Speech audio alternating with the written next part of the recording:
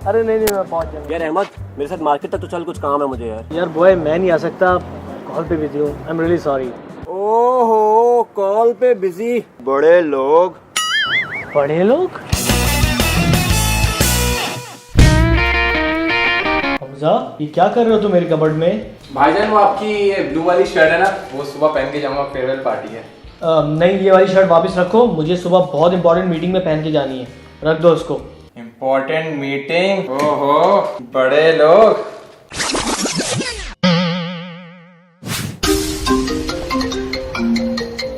ओहो आईफोन। हाँ यार कल ही लिया है। बड़े लोग।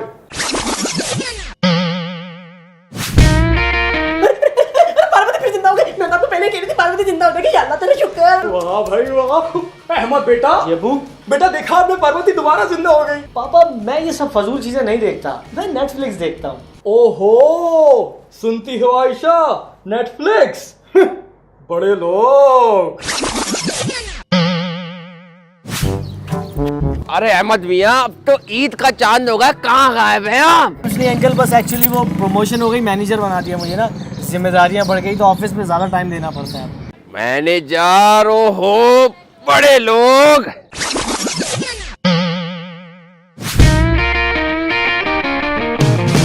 अरे भाईजान तिक्का रूखा कौन खाता है, केचप के साथ खाएं, मजा ही अलग है।